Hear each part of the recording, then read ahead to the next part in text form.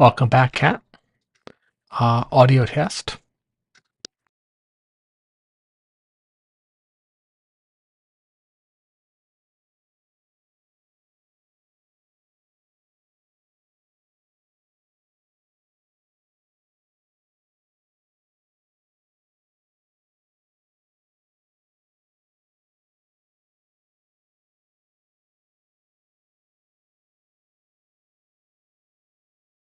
That's good, Kala. Wait a few more minutes for anybody else who might show up, and then it'll begin. So if you need to do some things in the next few minutes, you can do them.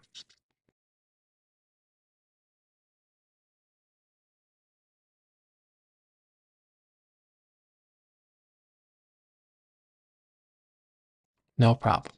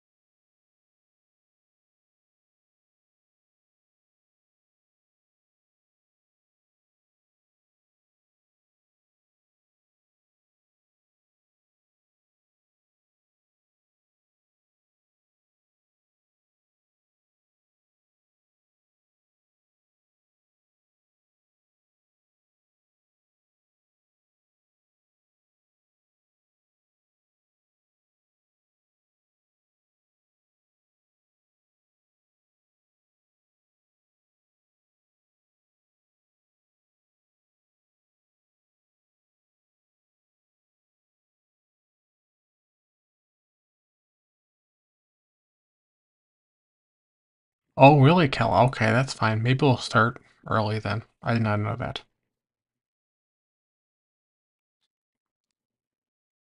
Okay, maybe we'll start early then, Kala.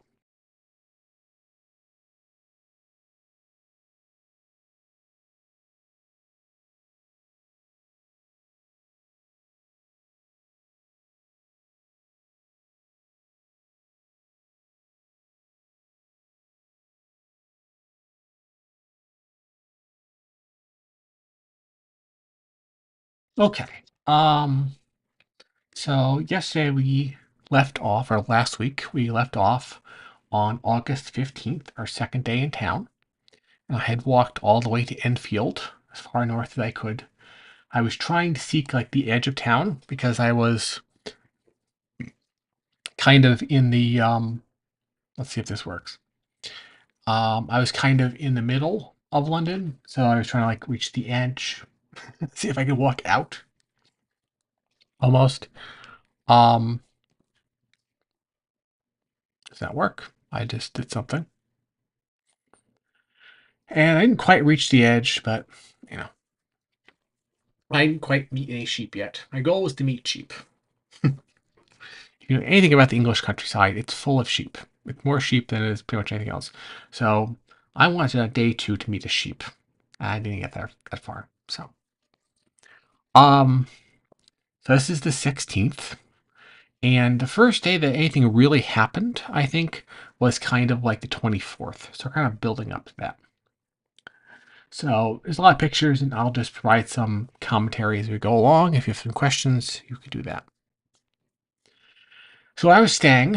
Um, my Airbnb was in it's like a condo complex, which was built out of a former, probably like a warehouse. I'm not going to name exactly where it is, but basically it was a warehouse, essentially. They reconditioned. And on one side of that warehouse was the Regent's Canal. On the other side, on one side was the Regent's Canal. On the second side was Kingsland Road, which is the A10 road I talked about earlier last time, and which was all the way to York, basically, all the way to Cambridge, which is going to be featured later on in this trip, and all the way to York. It's the old Roman Ermine Road out of London that goes from London Bridge to York. Probably like the very, very, very first Roman road in Britain. Um, and then on the third side was the Overground, and the Overground it's kind of like the London Underground, the London subway.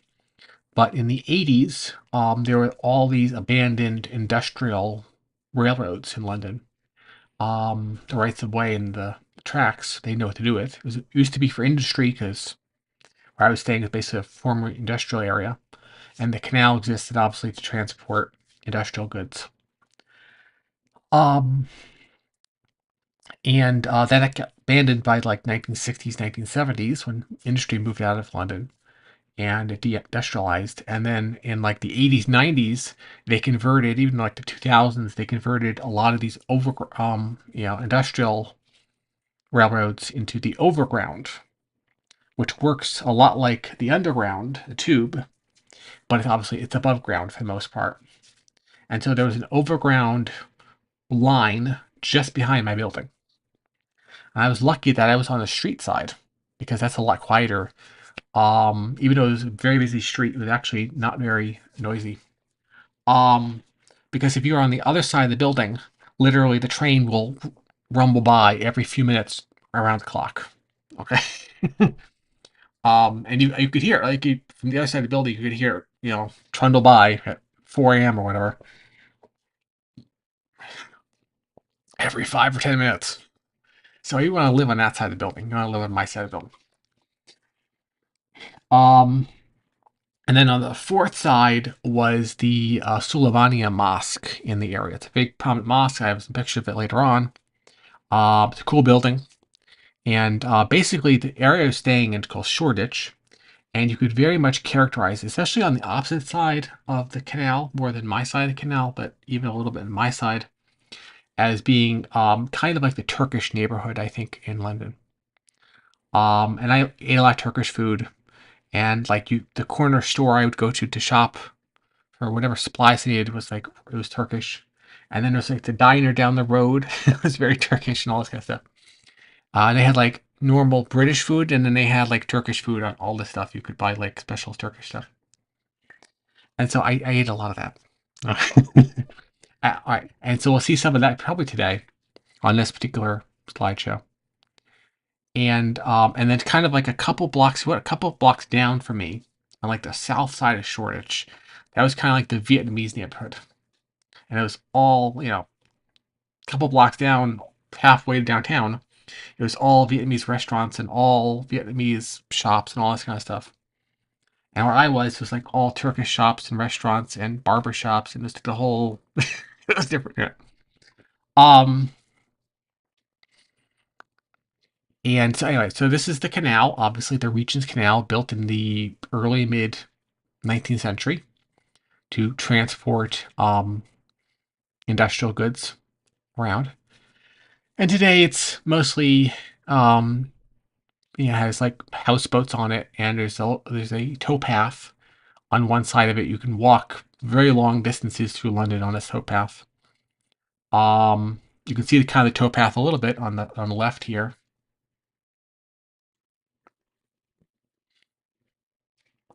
And it's pretty narrow, and there are a lot of bikers on there, so you have to be careful of a cyclist coming up behind you.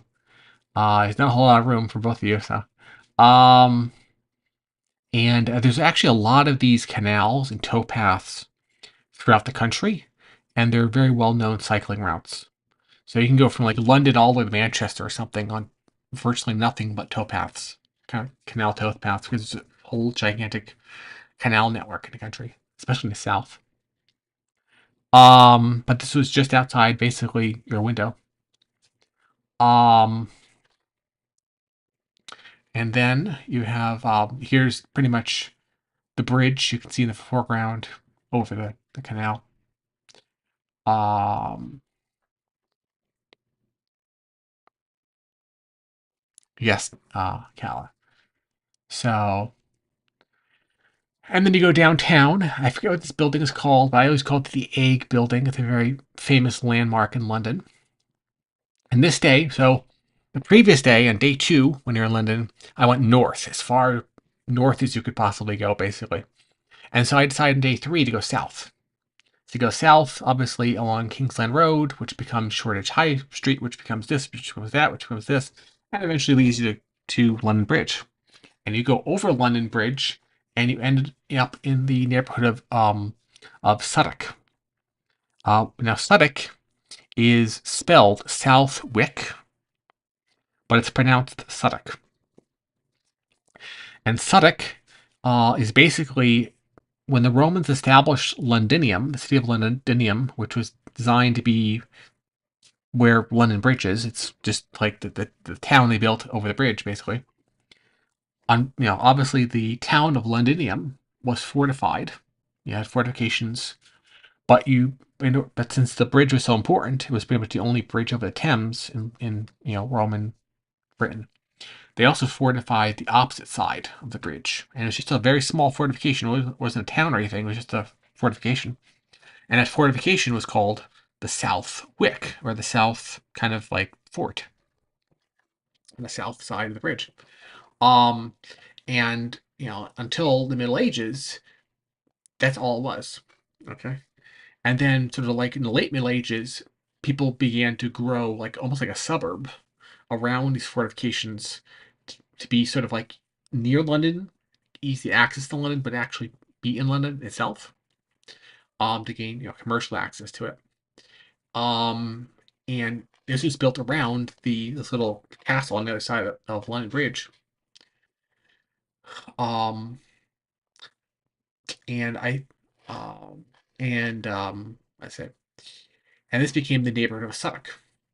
And then today, Suffolk is a very extensive neighborhood. It's very densely packed and all this kind of stuff. And for me, of course, it's very easy to reach. Okay. You literally just walk about 40 minutes. You can walk it down to the London Bridge and you're in there. There's also the 149 bus, and you can just step right off my front door of my place. And there's a bus stop right there, and then you just take the bus in, 10 minutes into town. And the bus will go directly to the London Bridge train slash station slash bus depot, which is right down there. So it goes right over the bridge, and you're right there. And so anyway, there's this building. I forget what it's called, but I call it the Egg Building. So that's pretty cool. Um,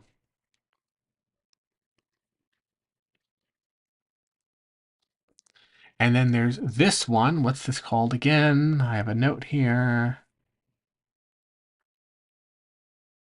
Uh,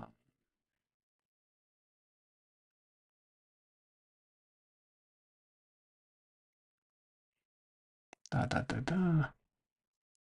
This is this is Leadenhall Market. It's right down there.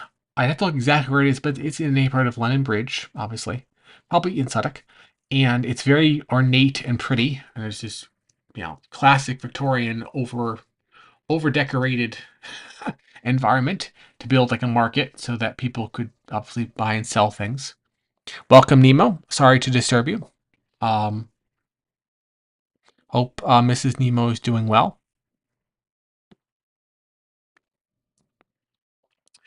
But it's this vastly over decorated kind of stuff you would see in the 19th century. It's got obviously steel beams, but then it's got this faux, um, stonework and these ornate pillars and all the internal decorations and all that kind of stuff. I would recommend going here. It's fun to walk around. Everything is overpriced, of course.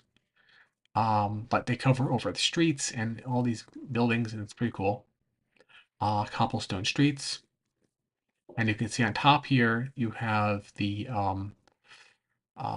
rampant um, white dragon of England. So England traditionally is represented by a white dragon. Wales is represented by a red dragon based on a story about King Arthur. And we'll see more of this in the future, but this is right, a very common. You can also see in this corner on the right here some of the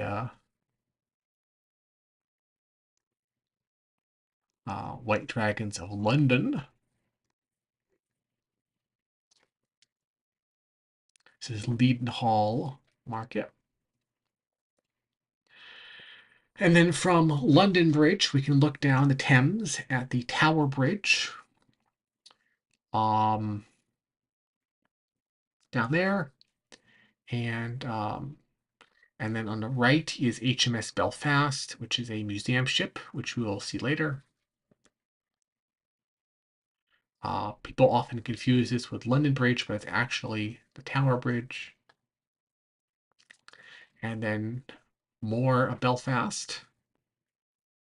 Oh, you can see on the left side is the Tower of London, which is within the London Borough.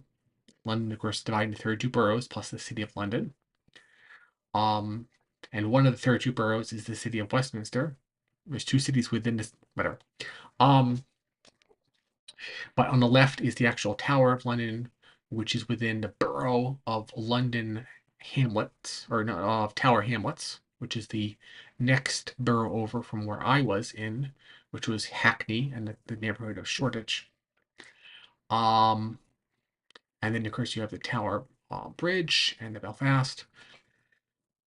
And the Tower of London was built by William the Conqueror in 1066 when he took over the country.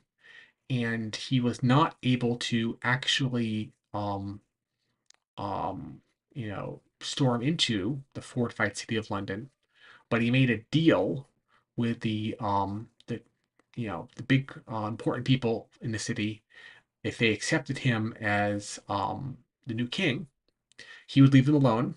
He wouldn't charge them any special taxes. He would just you just crown me king and everything will be great. And they agreed to this.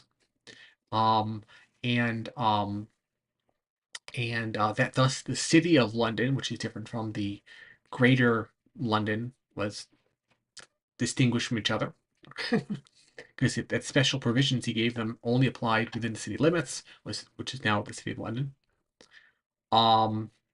And on, I think it was Christmas Day, 1066, he was crowned, and then he went about trying to conquer the rest of the country. And he built a fort just outside of the city walls, a castle just outside of the city walls, which is today what you see here. And that's significant, of course, because he also built another very similar looking castle in Dover, which is Dover Castle, which we will see in a few days. And right, so that's that. So I'll move along.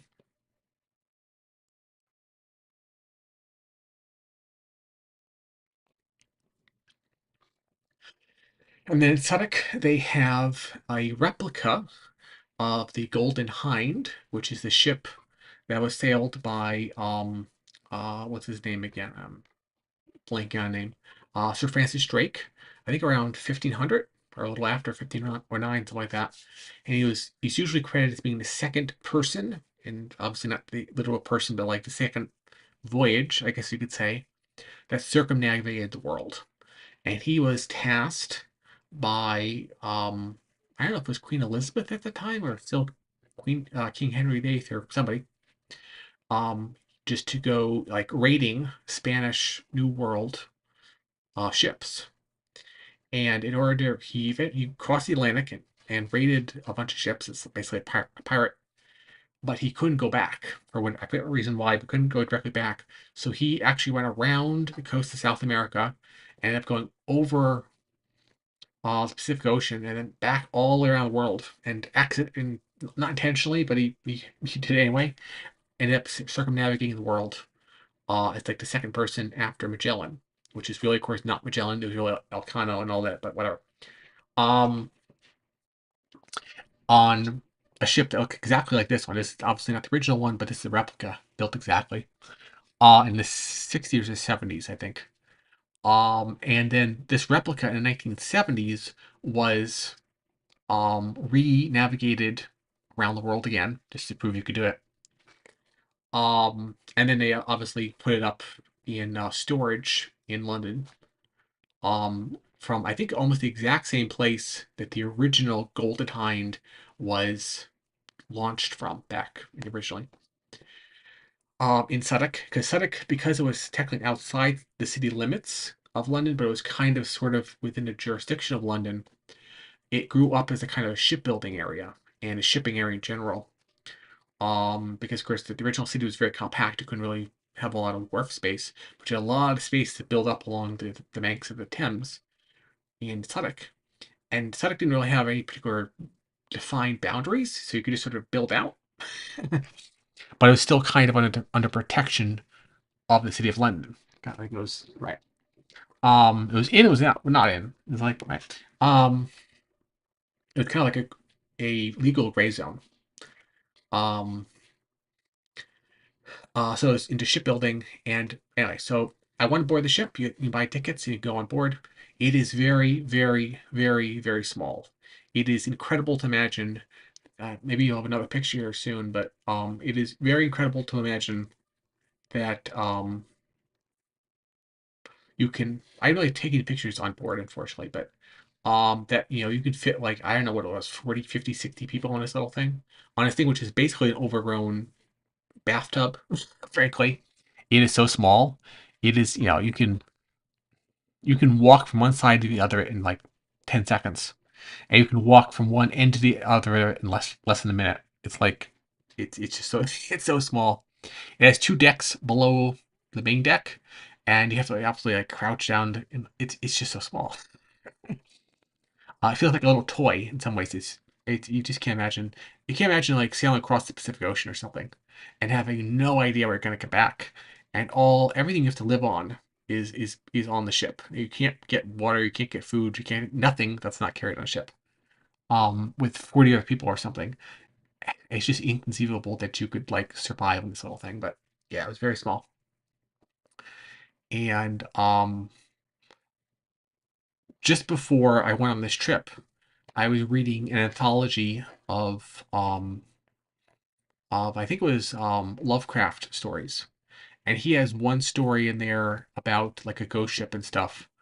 Um, and this just reminded me of that. Like, and it was really small. People say these things are small. These ship, but it's really, really, really small. Okay. um, it barely looks seaworthy. Okay. They did it somehow, but anyway. So then this was a like a little park, private park. It was oftentimes they have these little private parks throughout London, very, very, very limited hours, like 2 hours a day, 2 days a week or something. I show up. So I took this picture intending to come back.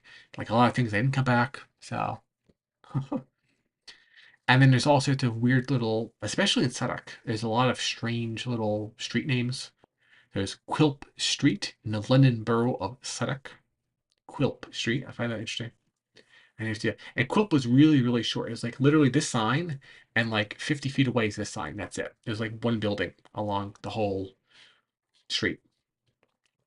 Um, it was like half a block. And there's the Shard, which is a famous landmark in Suffolk. It's right next to London Bridge train station slash bus depot. Later in my trip, I took a how do you say it, a viewing platform tour where you can go up and see, right, the London skyline from there, but that's not now. Um, and Sonic is very densely, it's a lot of foot traffic in this area. It's very densely, if you want like a dense city, um, street scene, this is a good place to get it. It's a lot of pretty buildings and stuff you can see on the right here a little bit. Um, I liked going back here repeatedly for that reason. It was very walkable, very scenic area, town. Here's the station. The station itself feels kind of cavernous and grim inside, as you can tell from this picture. Um, it just feels like sheet metal and I-beams. It's not very. It's like the London version of Penn Station, New York, which is very unattractive. Um, and so I found this interesting. There's the shard above, which is part of the larger complex of the station, and you go in this dark entranceway, and you go to all the bus stations and all the train tracks, and everything is downtown. And lady in front, and I found this interesting with people waiting or kind of to cross. Very, very, very busy street right here. It's kind of almost dangerous to cross the street. Um,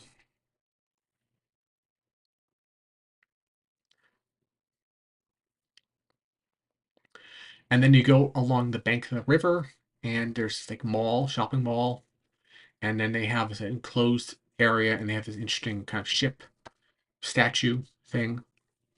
Very whimsical.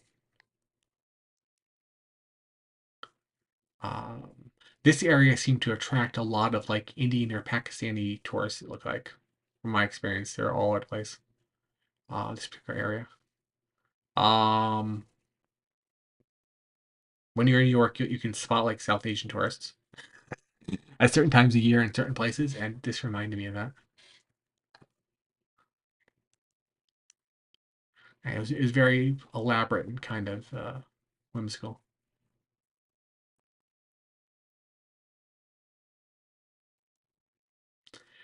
And then we come to the HMS Belfast. So we look at the background here. We have the walkie-talkie building, kind of center left. And that's part of, is that all of it? I think this is considered part of the City of London. You have the kind of angular building in the back, and this is in the walkie-talkie building, and that's considered downtown, the City of London. There's also Canary Wharf, which is the second business district in London. So that's not that, I don't think. But and then you have the Belfast, which is I think it's called a town class cruiser from World War II. We visit that later on as well. It's the largest museum ship in Britain. Now, originally, my original trip plans was I was going to spend, 4 weeks in London, a week in Penrith, a week in Cambridge, and then 2 weeks in Portsmouth in the south of the country. And there's a whole bunch of museum ships and nautical museums and all that kind of stuff in Portsmouth. So I was going to visit this as like a modern ship. And when you go down to Portsmouth, you can visit the HMS Victory, which is the largest, older ship in the country, museum ship. So I was going to visit like almost like old to new, kind of contrasting. But I was never able to get that part of the trip before, so I had to cut the Portsmouth part of the trip out for time. And you can see the Tower Bridge in the back. And here's the riverbank. It's very busy with tourists. It's very scenic. Now, this again is in Suffolk. On the other side of the river is London proper. And let's see if anybody has anything to say. We'll see some of that, Nemo. I didn't take too many pictures of the interior, to be honest. It looks like a standard, museum ship, to be honest. I've been on so many. I mean, there's a bunch of museum ships around me, and then there's some in New York, and I've been on like I think it's New Jersey, which is in Philadelphia and stuff like that.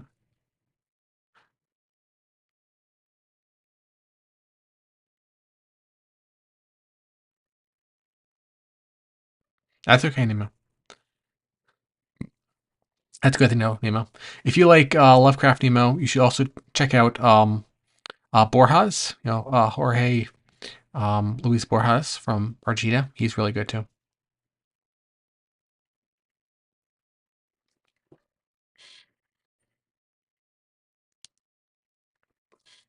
So there's a close up. You have the walkie-talkie building in the background, um, which supposed I think the walkie-talkie building was in another building. The glass was arranged in such a way that it one very bright day, one sunny day, which is obviously you can see is not very common in London. I think it reflected the sunlight onto somebody's car and melted the car in like the early 2000s, and they had to like redo some of the windows. It doesn't do that anymore. But it some weird thing like melted somebody's car. The case of the melted Jaguar, stuff like this. It was some weird story. Um, so here's the center, roughly speaking. You can see the egg building in the background on the right, and there's more construction on the right. Yeah. Anyway, so here's the center area with the conning tower and stuff. And in the middle, we have some dual Bofors 40 millimeter anti-aircraft guns. And on the left side, you have the triple 6-inch gun turrets. And then here is a close-up of the Bofors and some of the radars and direction finders and such.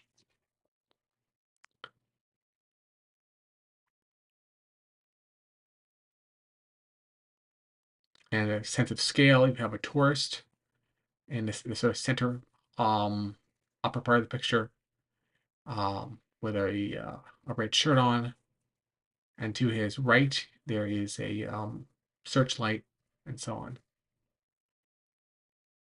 And you could pretty much walk over most of the ship, um, access most areas pretty well. And I really take too many pictures. It is pretty dark inside. It's hard to take good pictures inside, to be honest. It's very standard. If you've been on one museum ship of this era, World War One, World War Two, you've pretty much been on all of them, to be honest. Um, and this just gives you a general idea of the difference between the iPhone kind of picture on the one hand, which is blue, and then this is my the kind of picture you get on my Lumix, my Panasonic camera.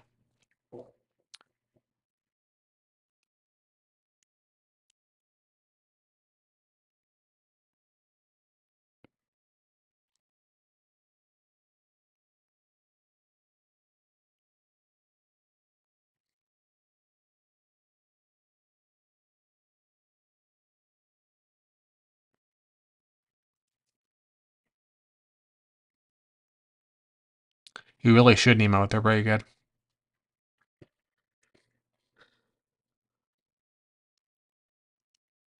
Imagine Lovecraft, but more ethereal and almost, I would say spiritual, but almost that kind of like otherworldliness.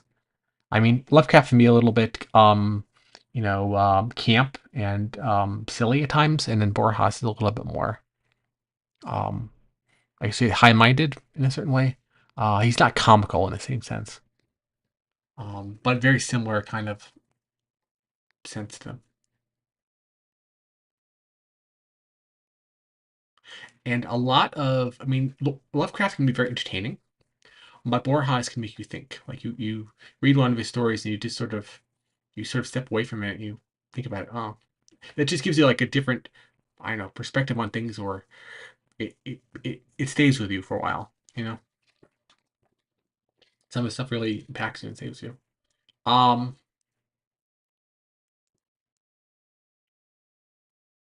and this is again some more perspective. Oftentimes, I take out some pictures with the iPhone, and I would take out the Panasonic as well, and I go back and forth, and almost like the same picture on different cameras.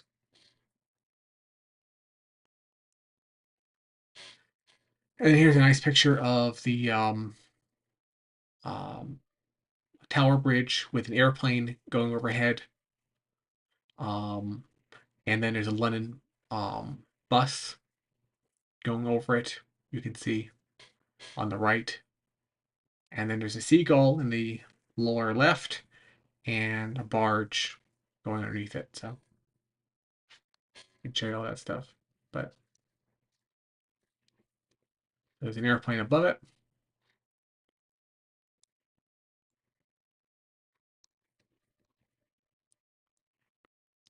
There's a bus and a barge.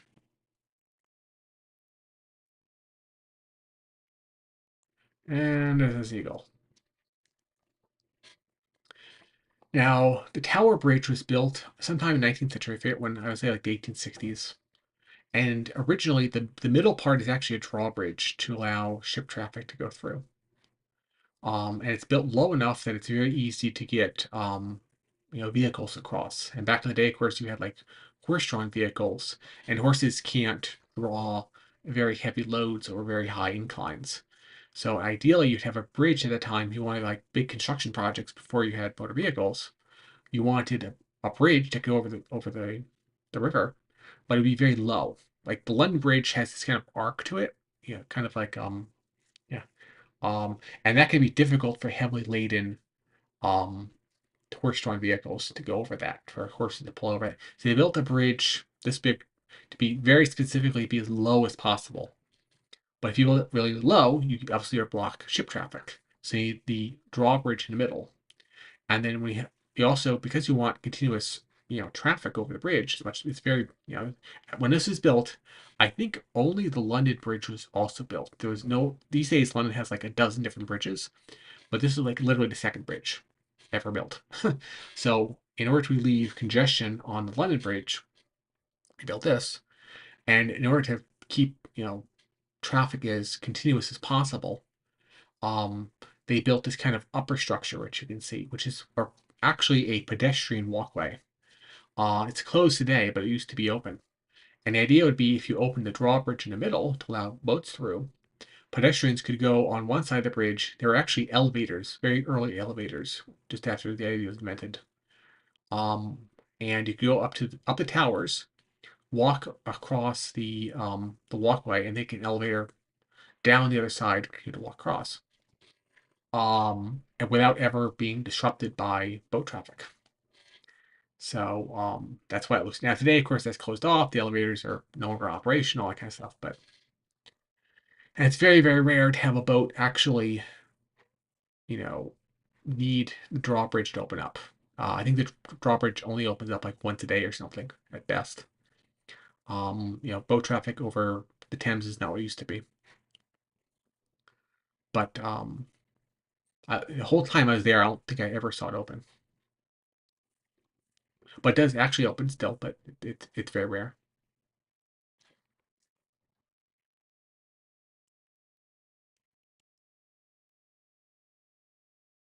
Yeah, he's campy sometimes. He's just fun. He's being fun about it. But Borjas is more, yeah, he makes you think. And then, so basically, I took obviously the London Bridge coming down, and then I went back over the Tower Bridge to explore the area.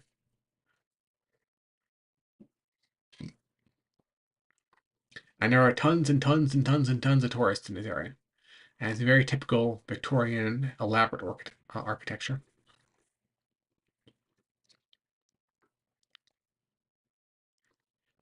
And here's another perspective.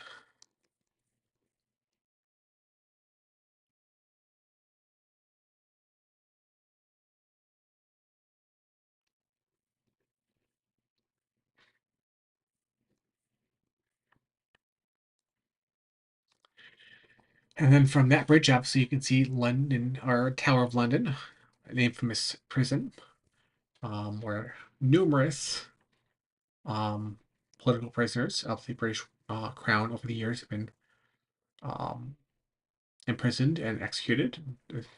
I did actually visit this later in the tour. It is kind of expensive to get. It's like $60 tickets, ridiculous. But it's obviously a tourist trap. I do not recommend it. It is not worth the money. They do have like the crown jewels. It's not worth it. I would give it a C at best. I would not recommend you do it. Unless you're really into that kind of stuff, I don't recommend it. It's a waste of your time. Um, and then from the other side,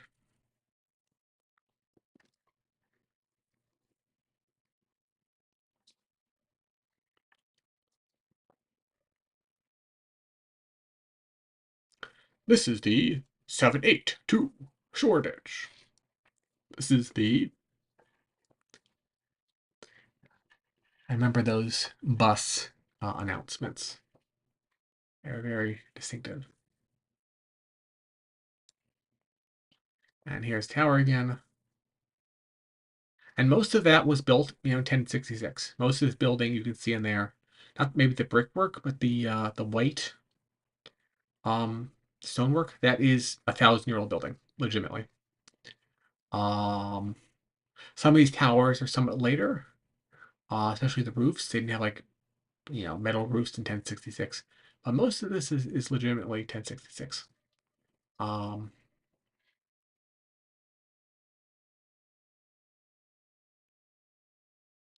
I don't know if it's this one, but I do know for Dover Castle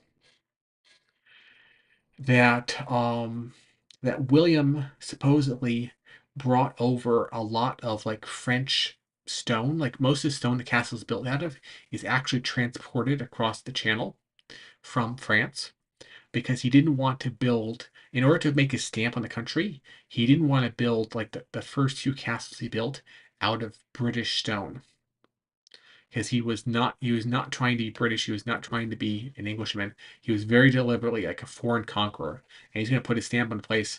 And so he literally transported the entire castle from overseas, um, to just to prove that he was not of that place and he was not going to be like one of you. He was definitely somebody different. Um, I'm not sure if that was the case with the Tower of London, but that's what I was told about London Castle or the Dover Castle. Yeah, it's not British stone. It's not.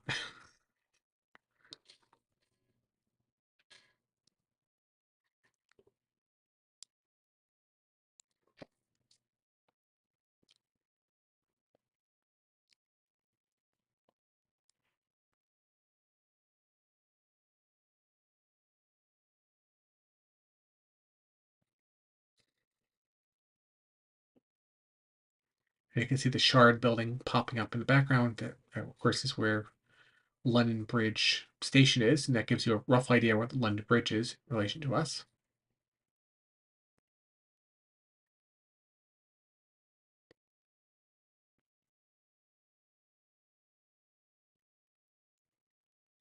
And that's the walkie-talkie building.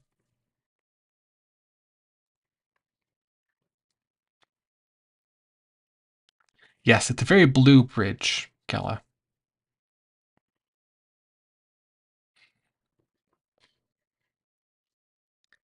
And now we're back on the London side. You can see all that.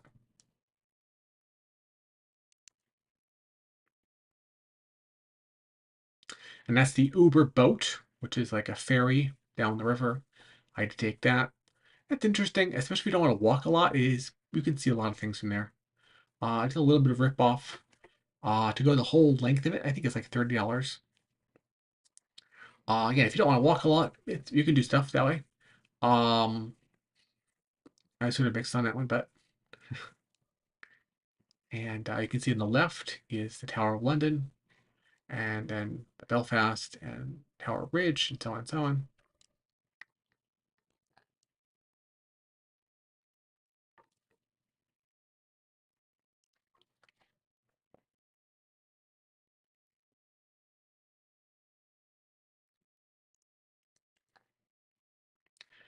And this was an interesting kind of um, you know, um, what do you call it? Overpass with the foliage and the graffiti and those kind of curved and the sign and the anti-pigeon spikes and all that and trash and there's a little heritage sign. I think it's like a heritage sign or something.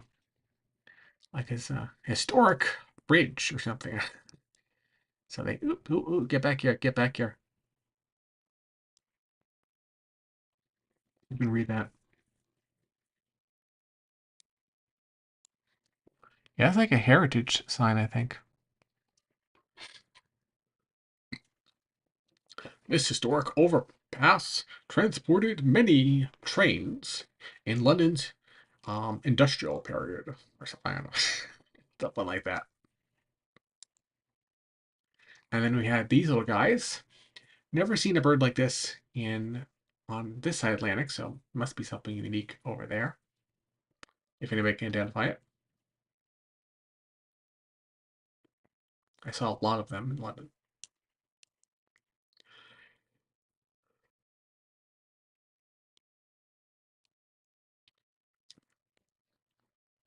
And then coming home again, we have the way out. It's not the exit, it's the way out. In London, you have the way out. I just find this interesting street scene with the commuters on the platform for the tube.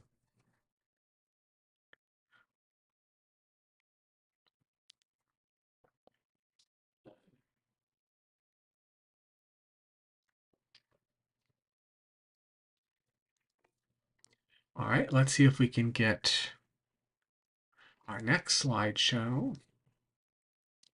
And that's going to be this guy. Yeah. So that was the 16th, and now we're going to move on to the 17th.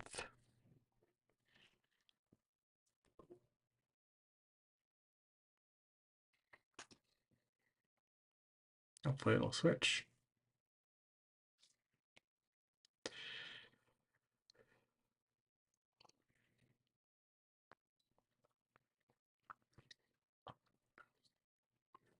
So a lot of these early days, I was waiting for a good weather day to show up in Dover. Because my first place I was going to go to was, well, actually I had several places in mind.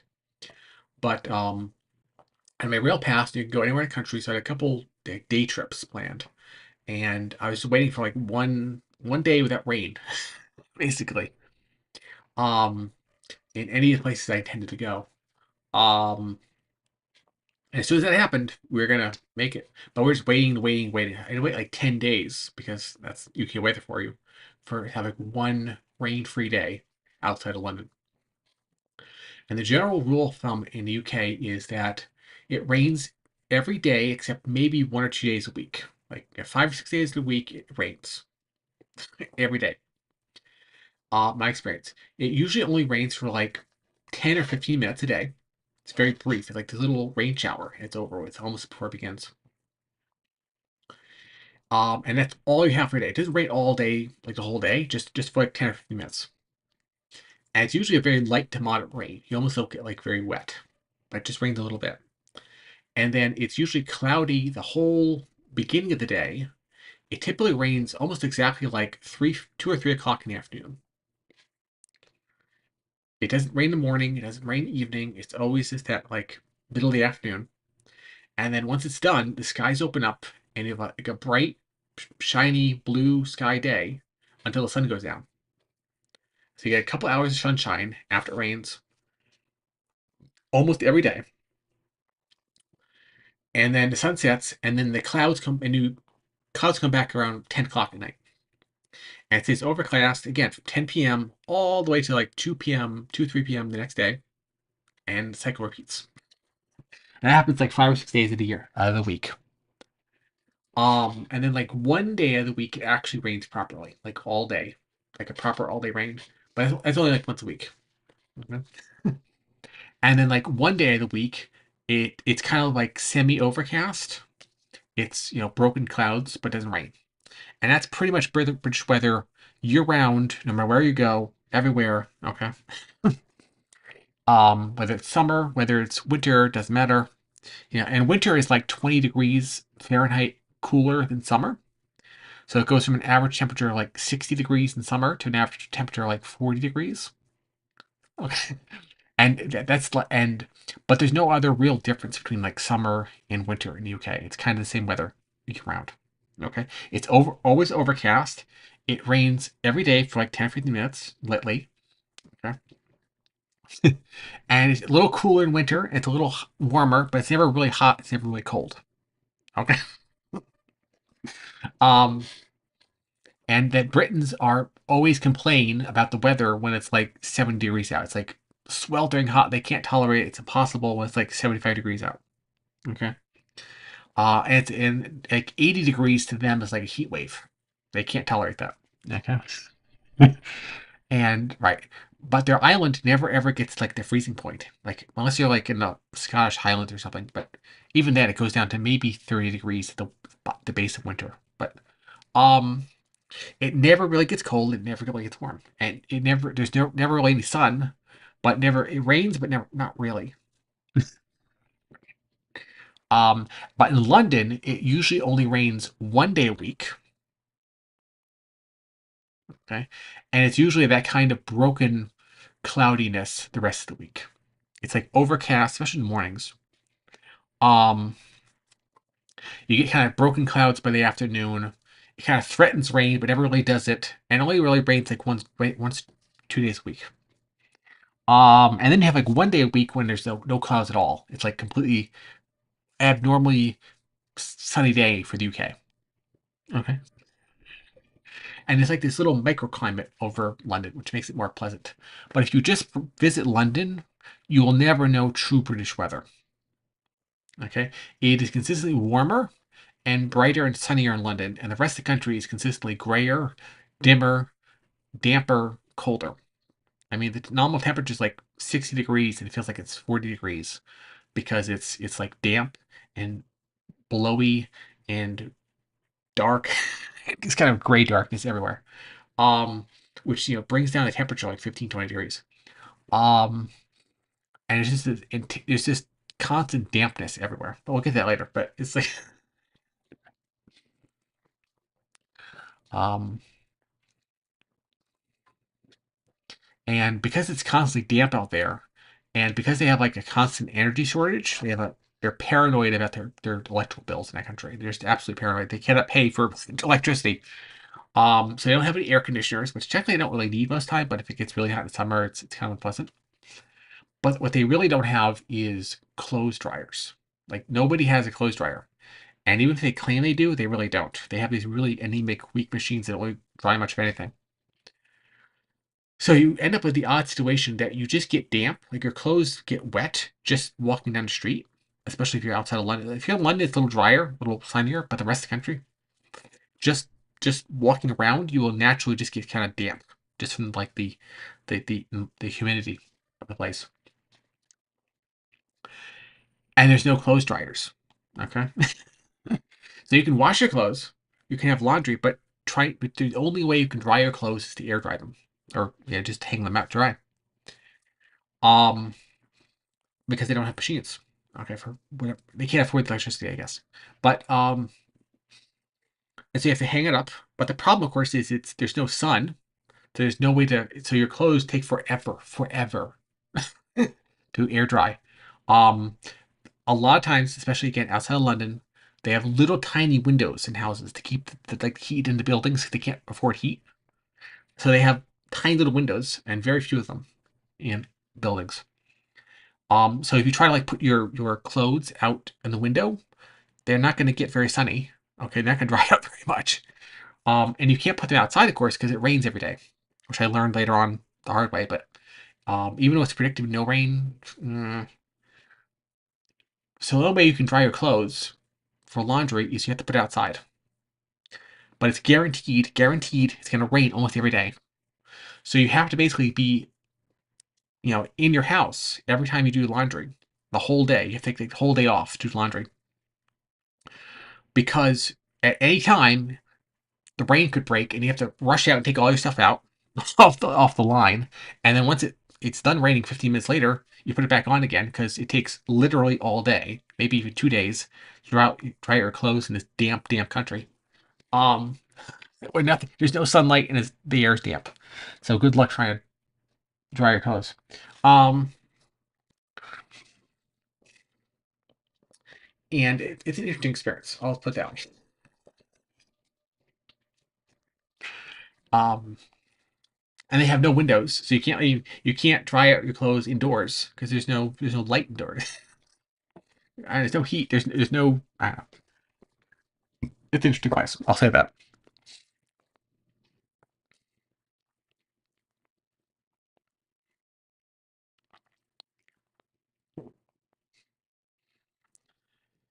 So anyway, this is the next day. We have some interesting architecture.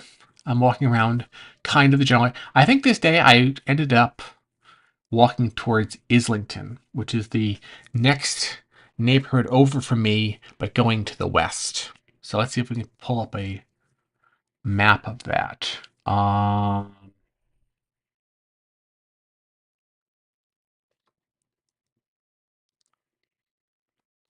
So if you can see the picture, Shoreditch is the little red dot in the middle.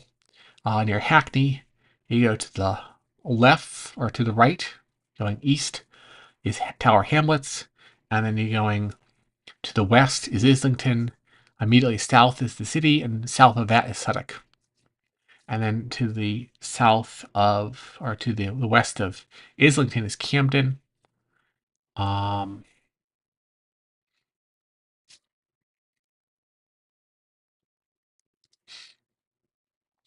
and so I think I followed this day or the next day or something like that. I followed basically the canal going west because the Regent's Canal goes all the way to the west of the whole country, actually.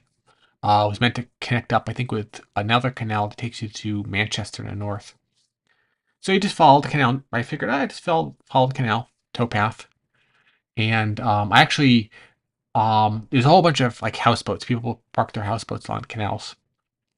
They travel throughout the whole country in the canal system that way. And they can visit this little city, and they can live there for a while. And they can live in this city, and they can live in that city. Um, Similar how some people in this country live on boats, marinas and stuff. Um, and it's often retired people, obviously. So they'll retire to live on a houseboat kind of thing. Um, and as part of that, I actually got an offer. I do it, but I got an offer from a couple there who were running one of the boats that they would give me a ride on their houseboat going down the canal. But I didn't do that. But um,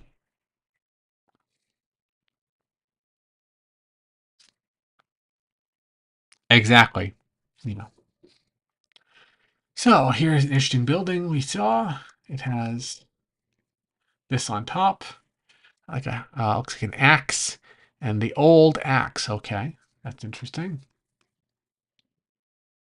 I always wonder on something like this little cupola up here on this clock tower, and there's little windows up here.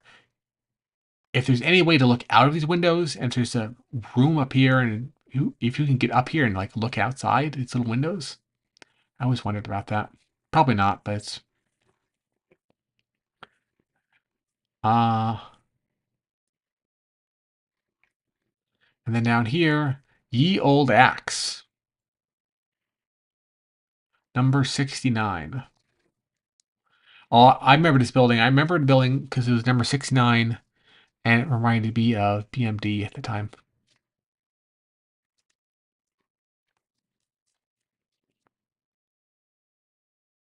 That's good, Nemo.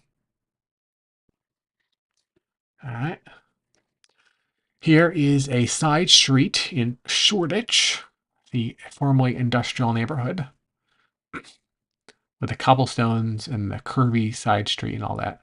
All these former, probably factories and warehouses and stuff, they're now all residential. And Shoreditch is kind of like a formerly industrial, very hip neighborhood, filled with like artists and musicians and stuff like that, and have very trendy nightclubs and stuff, and like um, all night bars and stuff along the main street there, Kingsland Road slash Shoreditch High Street. Um, and this is like one of the side roads to that. I say take a black and white version of that.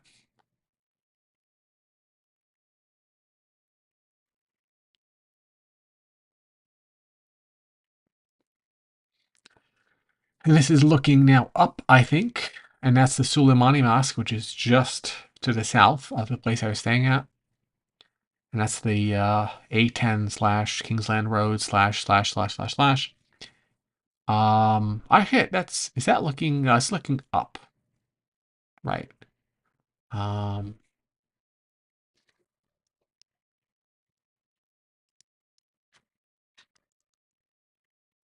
Chicken and cod, shop here. Again, we're in a Turkish neighborhood, so you're going to expect to see some Turkish places.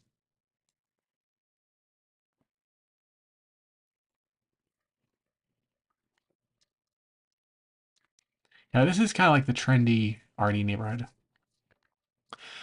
And nothing says England quite like a bulldog on an English double decker bus. So I had to take this picture. But with a lady with a Scottish tartan skirt, but with a Yankees hat. So, you know.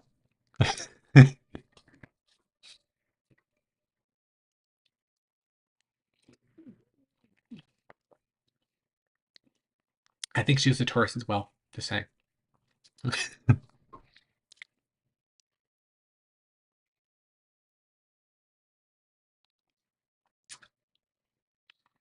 No, that day, the previous day, I went around Suffolk and saw the Golden Hind, and then on this day, we actually went on board the Golden Hind. So this gives you a general idea the proportion of things. So there's the doorway that leads you down, um, you know, down below decks, and this doorway is like very short. It's like less than 5 feet tall. That gives you an idea of the size of this thing. I mean, it's literally must be like 10 or 12 feet wide. It is very small. Um, I think I had a crew of like 40 or 50. I can't even imagine how that works, but um, and all the supplies necessary to support like 40 people for 2 years to go around the world is I can't imagine it. But anyway, um, this thing is very small. Remember that. Like you go below decks and you can there's no room at all.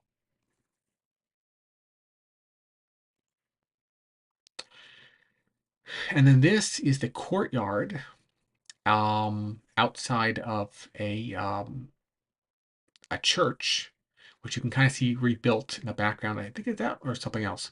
That was bombed out during the Blitz. And now it's basically disused. There's just not enough people to go there anymore, but they kind of offer this kind of outside space. Um, that offer a little like public space. And people will eat lunch here, stuff like that. I saw a few homeless people in the area who were kind of just resting in the area, and some people come out for lunch or for um, to just take a little time off in the middle of the day or whatever. Whatever, especially like business people and stuff. And then above us is the London Bridge, and you can see the Tower of London in the background. And then I think the thing behind the tower is actually the London Bridge station. Or maybe that's no, maybe that's something else. I'm thinking something. No, I take it back.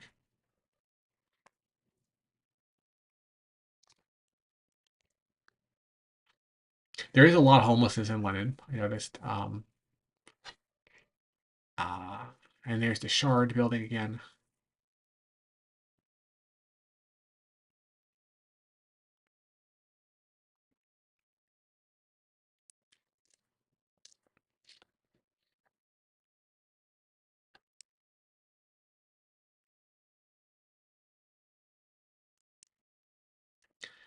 And then there's the Belfast. Now, the Belfast, of course, is named after the town where the Titanic was built, and the Belfast was built in the exact same shipyards as the Titanic.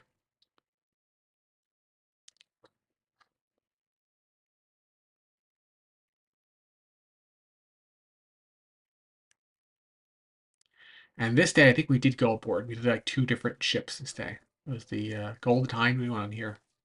So there's the main armament, the 6-inch guns.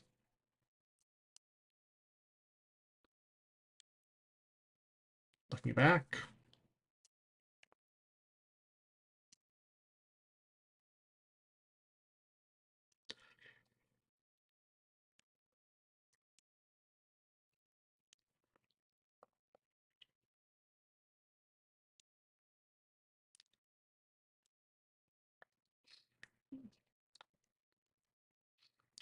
There's the sort of shopping mall where we saw the whimsical ship statue.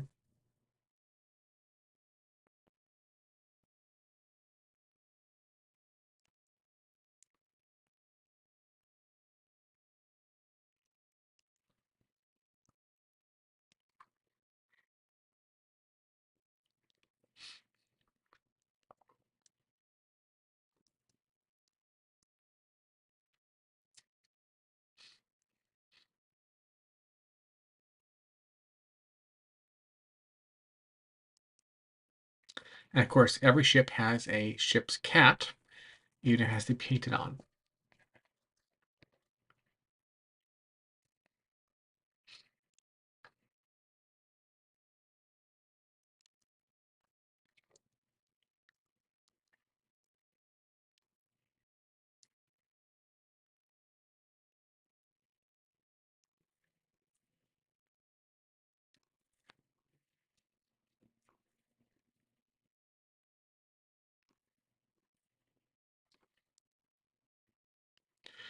And this is the view from the balcony of the place I was staying at.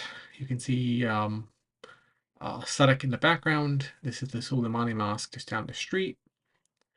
Now, this place I was in I was told by my Airbnb host, it was all this construction, basically, all this scaffolding on the outside, the inside. You could almost not find the doorway into the place, trying under all the scaffolding.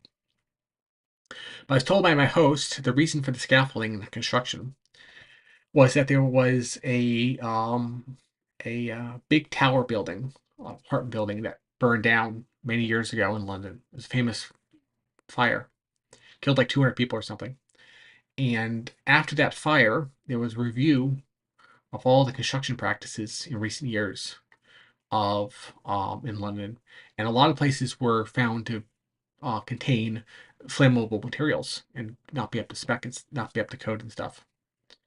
And I was told by my host that that included our building, and that our building was converted from a warehouse back in the day very, very quickly, very, very cheaply.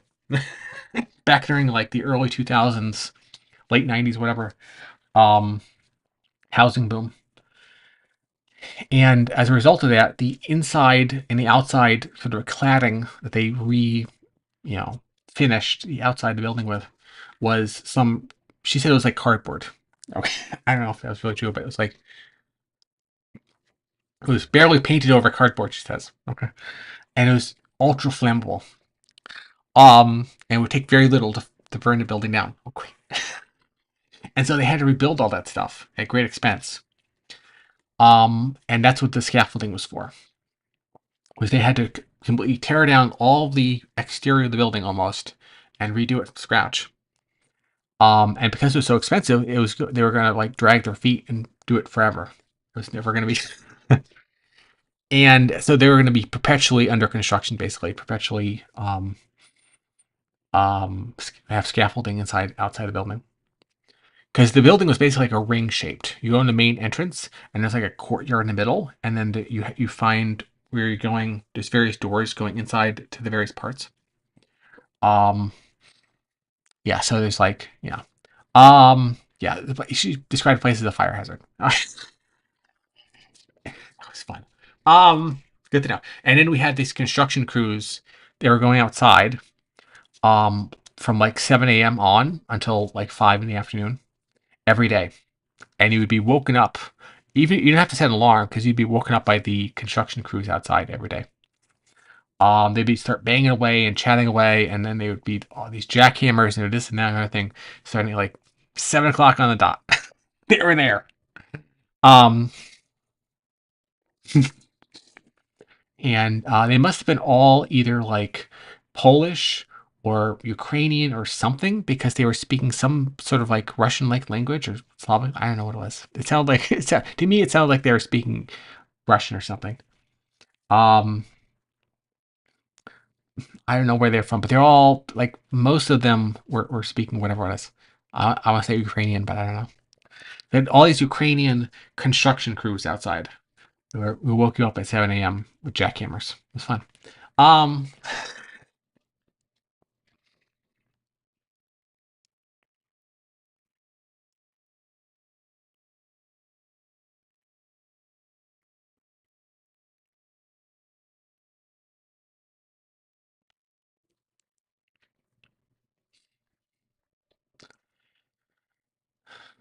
and then you have this interesting design. I feel like this might have been a different day, but I found it anyway. This is where it is. I found it interesting the purple bin, um, right next to this kind of oval shaped structure. which is right next to the bike rack. And this thing looks like it must have a mirror in it or something at one point, but I don't know what it is now. It's completely, broken out.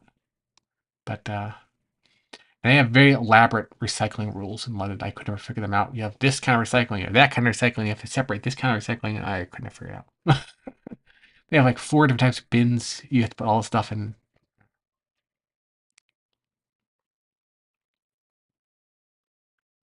But I found that contrast between the white oval thing and the bin to be interesting on a little side street. All right. So that was that. That was the 17th.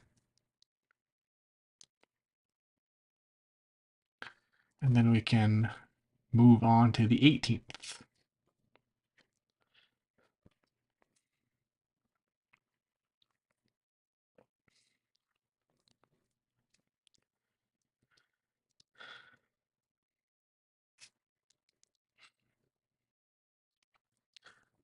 So,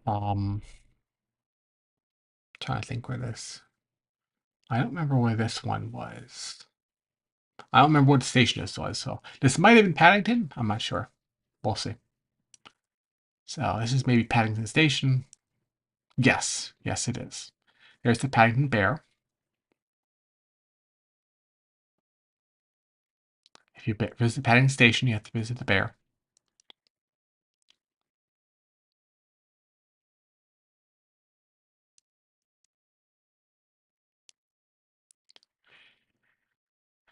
And Paddington Bear is looking down the concourse. So Paddington is the main London train station for going basically west, like Bristol and stuff in that direction to Wales. St. Pancras largely takes you east, and it's the Eurostar, going to the continent. And then Waterloo Station, which is ironically on the south side of the river, takes you mostly north.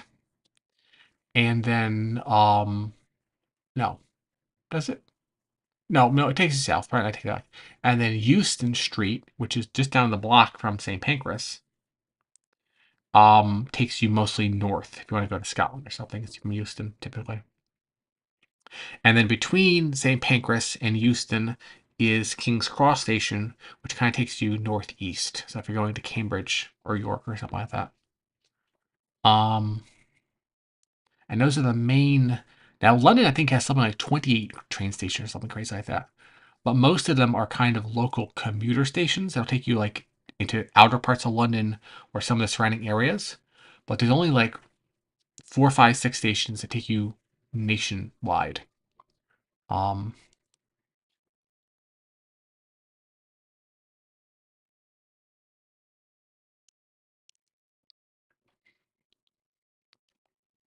and Paddington is a big station. You can get lost in this one.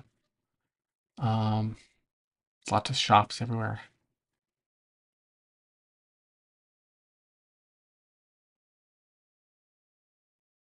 Exactly, Nemo.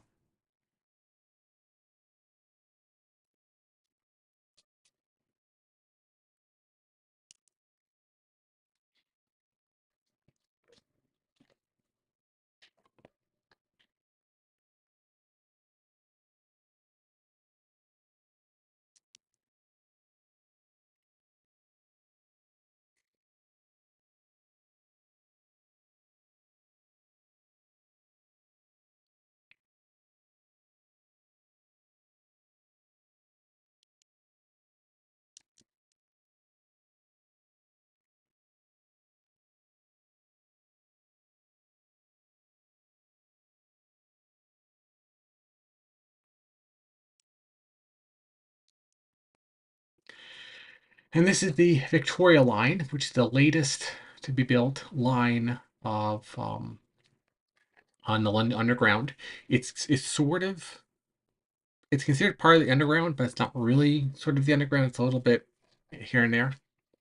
But it was featured shortly prior to arrived here on Network Nathan YouTube channel, who is a channel I like that has to do with British transit systems, especially around London, but really nationwide.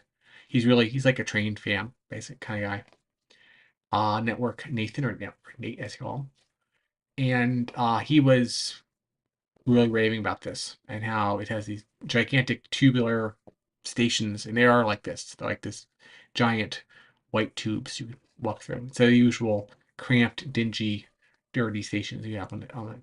And this was just built like a few months before I arrived in the country, like early 2002. So it's brand new. So I had to take this, obviously. Um, and this is probably the best way to get from like central London or East London to Paddington and back. Yeah, but these you know um, station kind of hallways just kind of go on forever this way. They look like they just they're endless and huge. And above town, above ground, so there is the this is the 149 to Edmonton Green. This is the 149 to London Bridge. And that was my main bus along, Shoreditch High Street, Bishopsgate Road, Kingsland Road, whatever it's called exactly. That takes you again from London Bridge to where I was staying. So it's like my hometown bus every few minutes around the clock.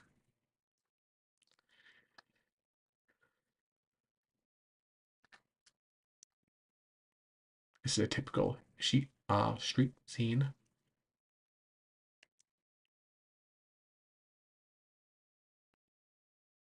Some Londoners.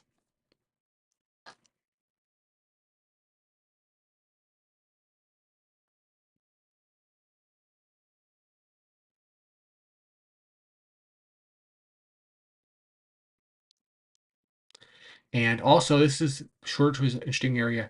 Not only did you have like a Vietnamese neighborhood, kind of south end, and kind of like a Turkish neighborhood on the north end, and it was kind of like the hipster artist neighborhood, but there's still a remnant of the old Cockney population area.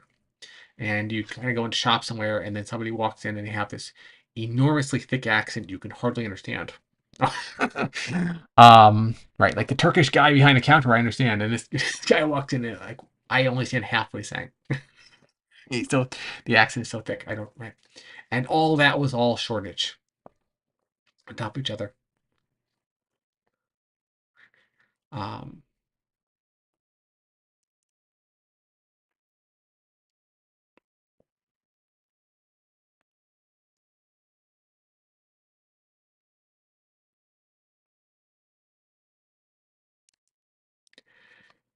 and then you have a bodega cat. You always have to take a picture of bodega cat.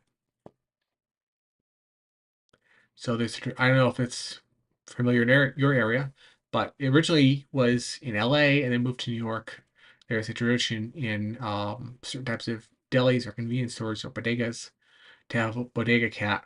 If you have a lot of food around, of course, to take care of the rodent population so they don't eat through your food supply.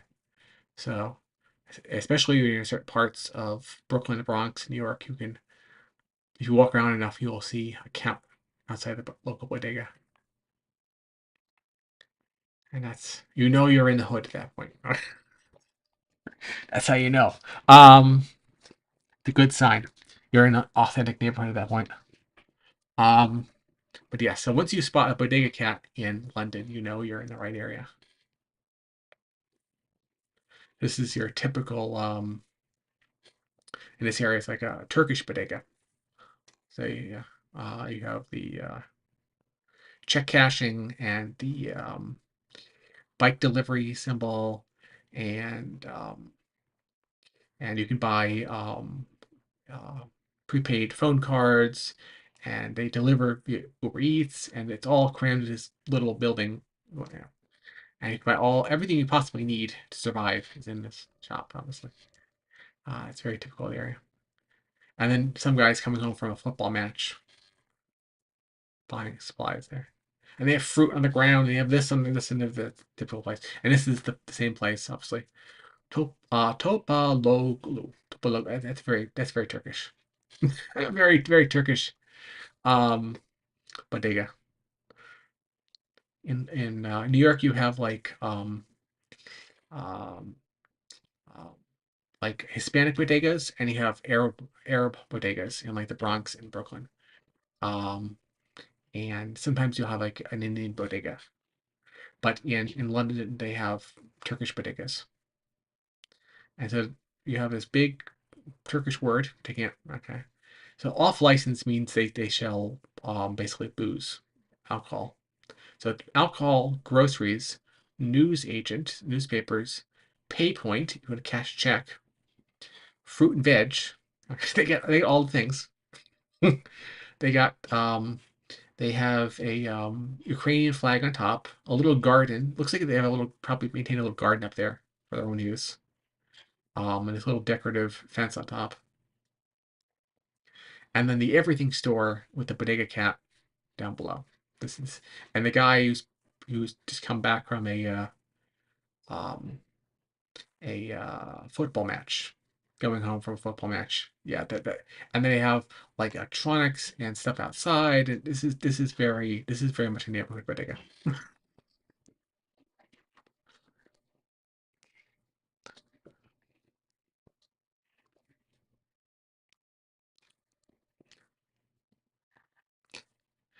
And then one thing I do recommend if you ever go over there is you have to ride the double decker buses, and you ride on top. And if you're lucky, you can get the front view, and it's a really good kind of way to see the city. And you just ride the double decker bus on top, and you can see so much. You don't have to walk around very much. I intended to do more of that when I was there, and I just didn't have time or didn't figure out whatever. I should have more of that, but um,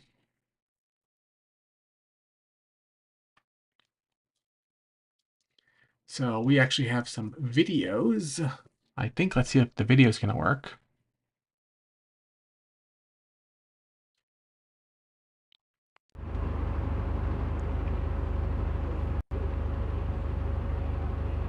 Is that gonna work? Do we have? Let's see.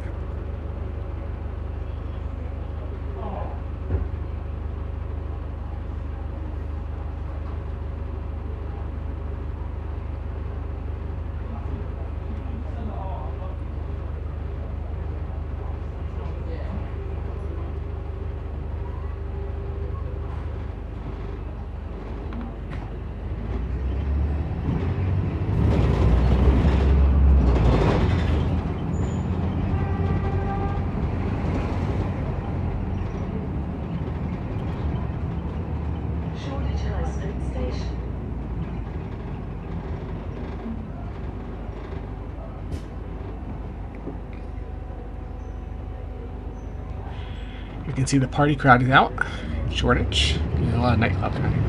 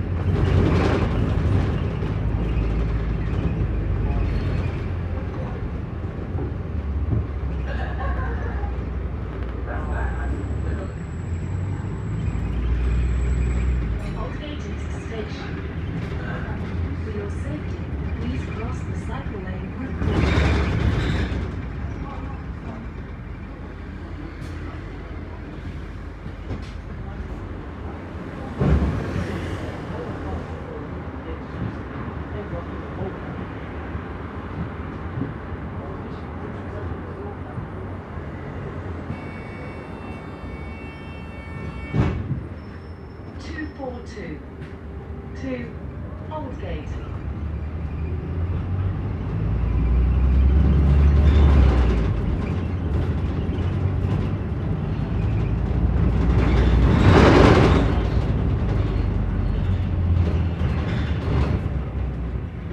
This bus terminates here. Please take your belongings with you.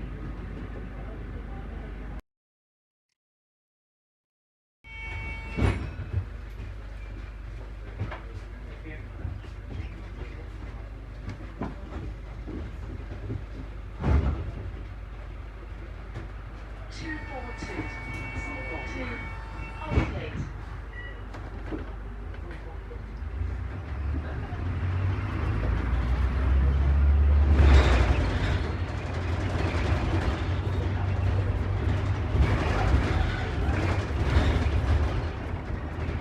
Walker Street.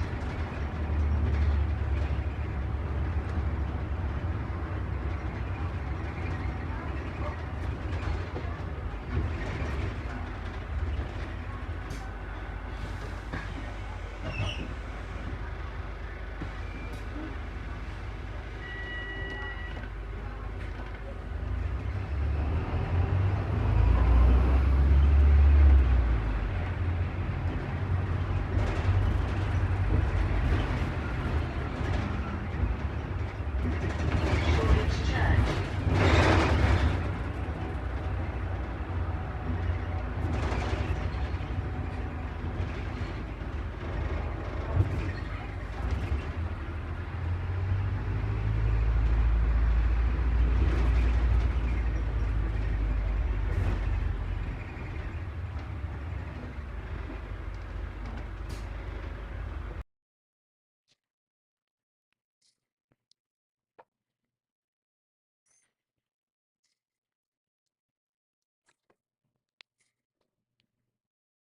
Yes, yeah.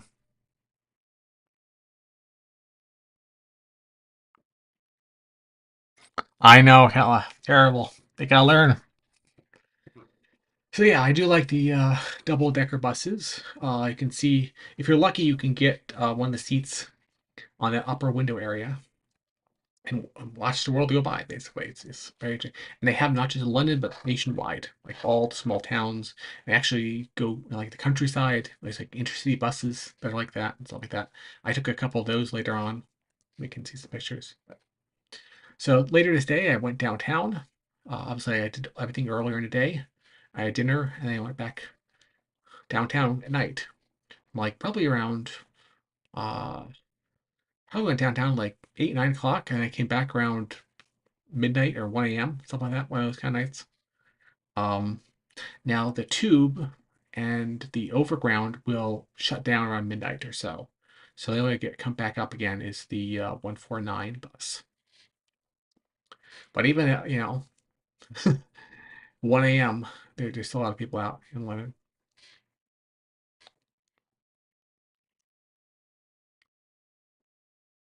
So here you can see a bunch of empty offices. You can see into people's offices after they shut down.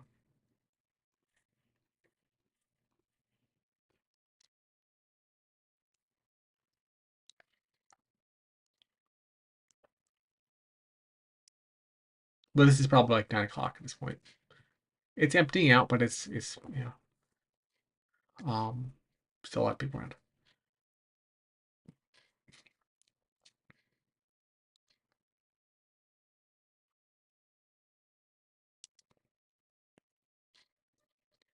Is this mysterious church something? I don't know. It's just a tower. There's nothing else to it. Oh, it's Saint. What was that?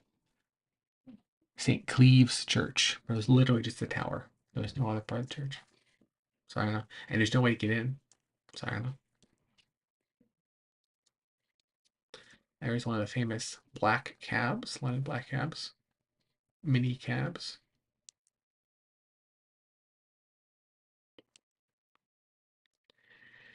Here's a local church I find interesting with the green copper roof.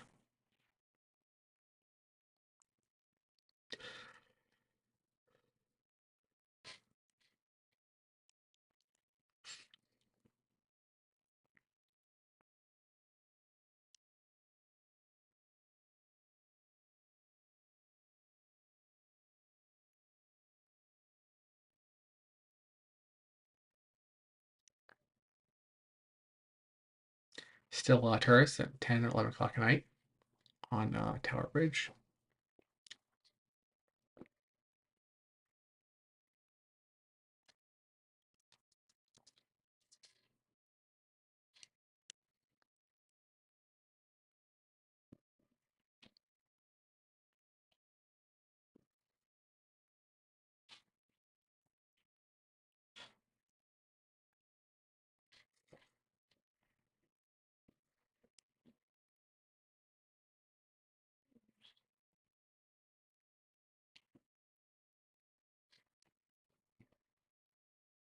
Thank you, Nemo.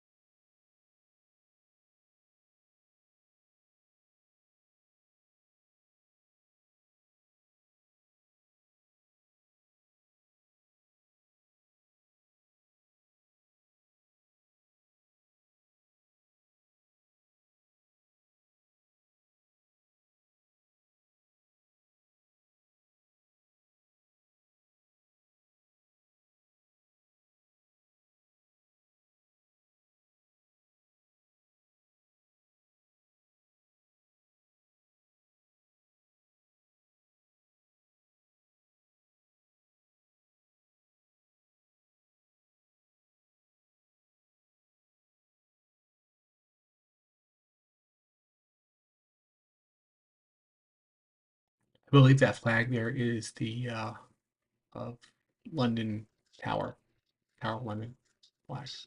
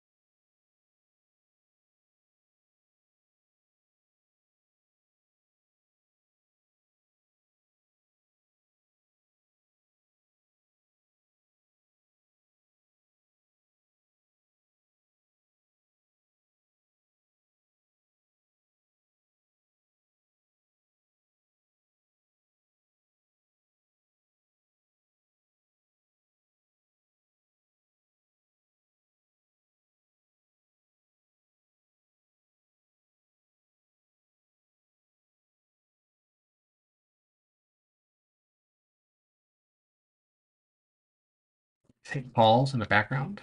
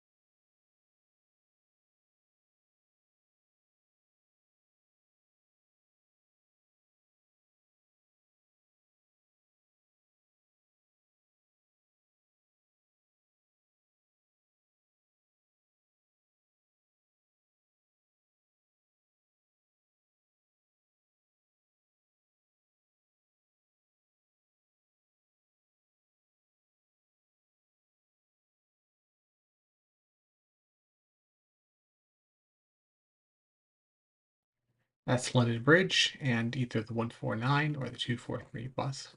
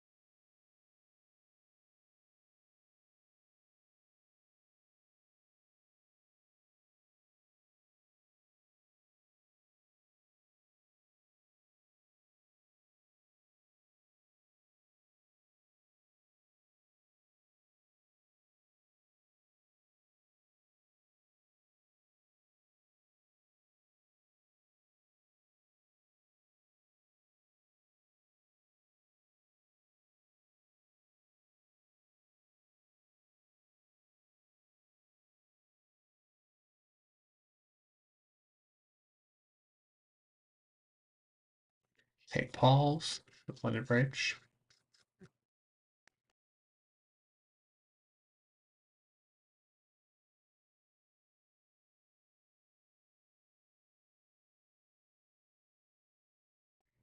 And then looking up Bishopsgate Road back to where I was staying.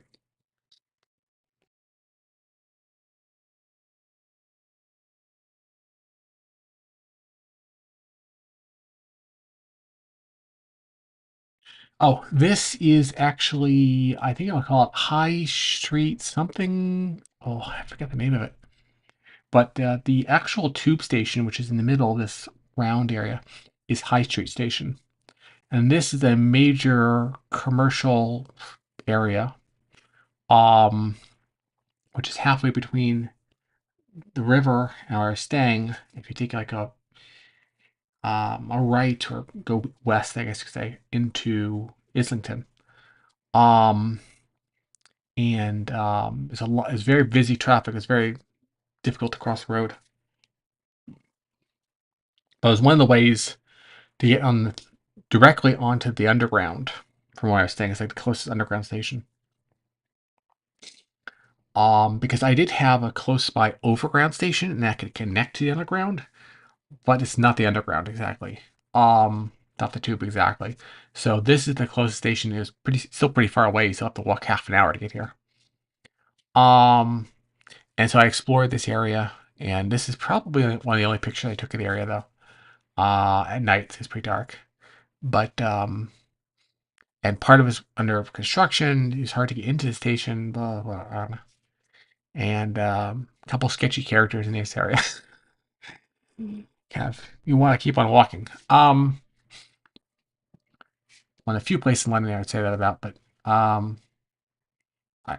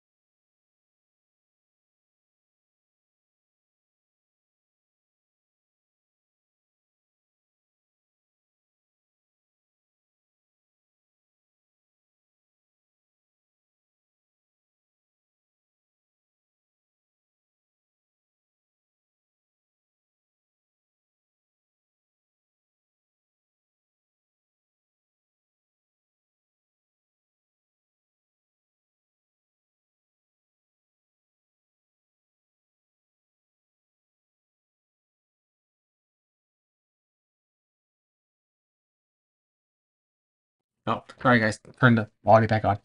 So now we come to the 20th. I can do a couple more pictures tonight. Um, and so I went, obviously went north originally, and I went south, and I went north, and I went south, and now we're going north again, north of the canal. And my goal for this day was there was a nearby place serving Turkish lamaka. And lamaka is almost like Turkish burrito in some ways. So it's described that way. You have a big piece of pita, and you have, I forget what it's called, but it's the Turkish equivalent basically of like gyro meat, gyro meat. And then you can put kind of vegetables, any kind of sauce you want. It's all wrapped up in like a burrito kind of thing. And then, so there's this place I used to check out nearby, a lamaka stand. And then you go there, and then they also have like Turkish sodas and stuff, imported Turkish soft drinks. I was gonna go there, and then the nearby um, park. Let's see if I can bring this up. Uh,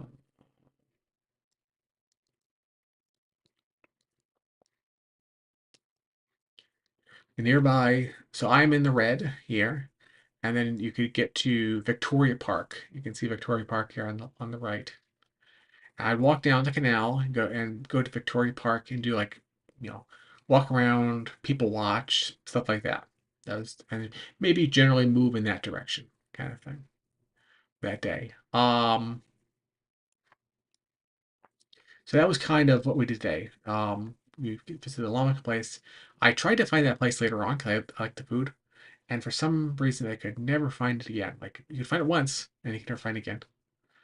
Um, and you walk down the canal path and you end up in Victoria Park. And I picked up a bench and he went people watching and stuff like that.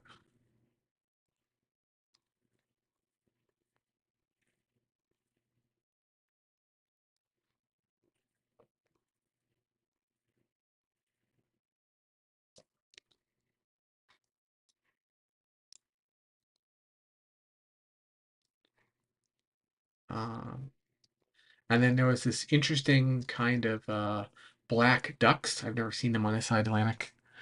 They had there. It's the only picture I guess I got, but they had some black ducks in there. And here's the canal. Gives you an idea what the canal is like. All these houseboats parked along it, and the city in the background. And there's industrial buildings in the city in the background. I found an interesting look. There's a little side canal here. Actually, you can probably find it on the map. Where is it? Yeah, where are we go? Yeah, we're here. Solani Mosque. And then you go down, I think it's this way. So it's this like Kingsland Basin. That might have been one of the places, or maybe some other one. Little side canals there are all over the place. Seward's Stone Road. Yeah, I love the name of places sometimes in England. Seward Stone Road. All right.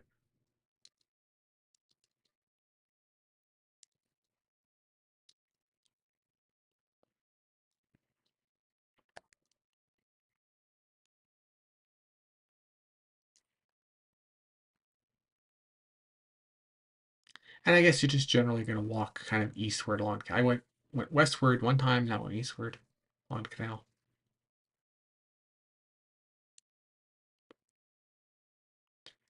And they have these interesting gargoyles on this church spire.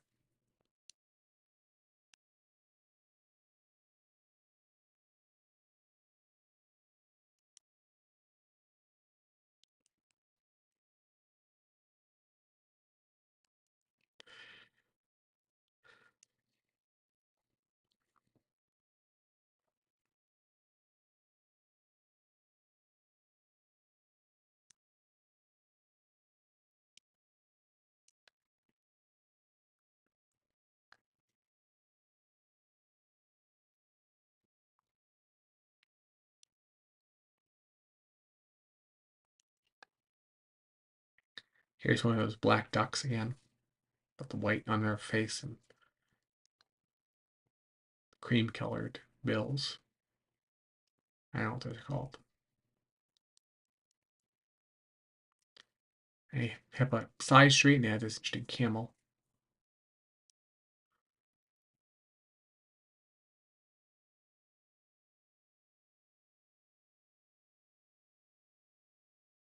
Never Forever Bar and Food.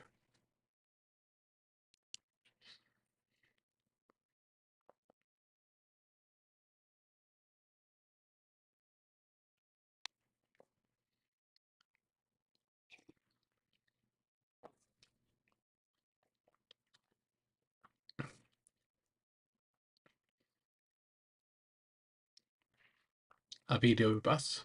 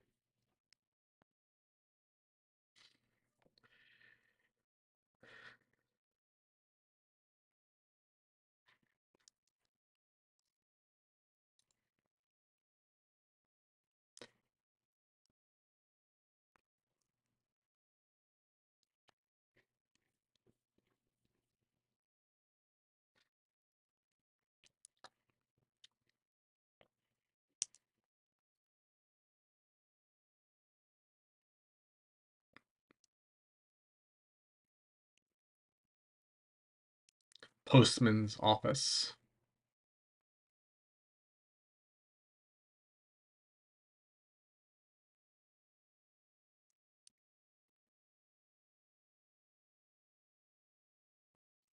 1903. The Lion of England and the Unicorn of Scotland.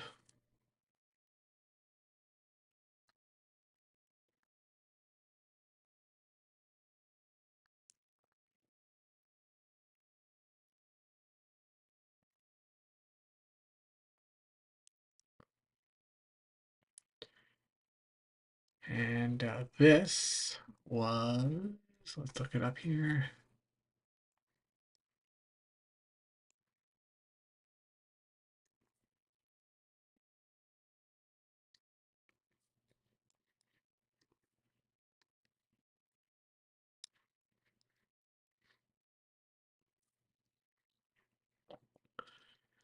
So is this that or something else?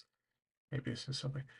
So this is maybe Dalston Junction Shopping Center, where I did a lot of my shopping as like local shopping. Um, so you go in that um Kingsland Road, Kingsland sign, and it's like a big court inside, and it's a whole bunch of shops in there, including a large Sainsbury's, which is like one of the main grocery stores in England. Um, right next to an Iceland, which is another grocery store chain, and that's where I do a lot of shopping in there. I think this is like a mile north of where I'm staying, so you can easily walk up here and back.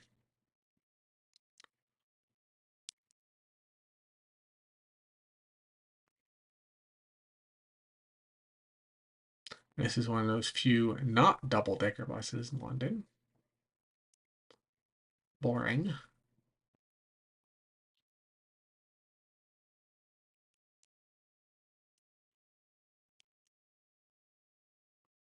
Dalston Local. So Dalston was like the neighborhood immediately north of where I was staying, within the borough of Hackney.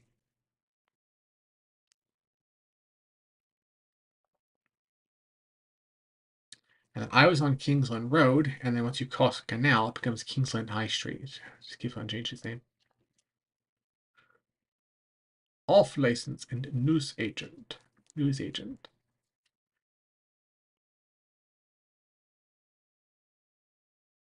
Ev Kerr something. Elec Cre Electrically Ev Belleteri. Household goods. It's a very Turkish sounding place. Okay.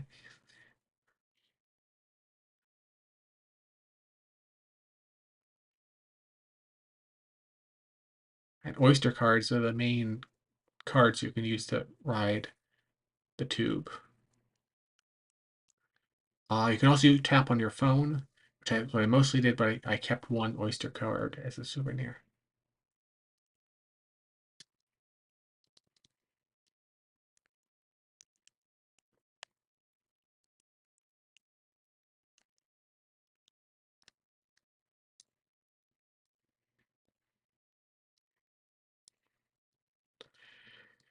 Well, folks, I'm going to call it a night at that. Um,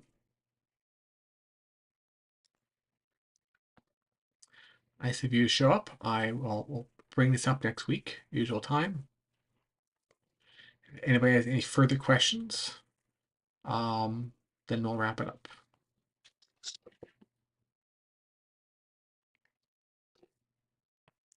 I didn't have much bag and actually pack much on, so no.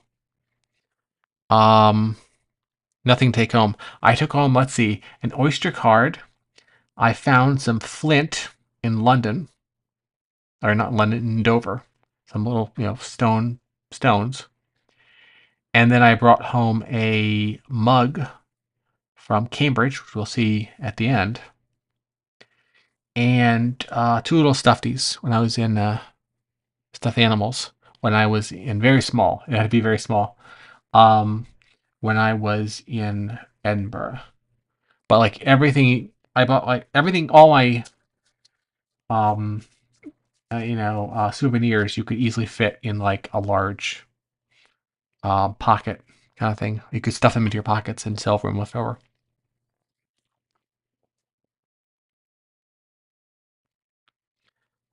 Good night, Kala. Good night, Nemo. If anybody has any further questions.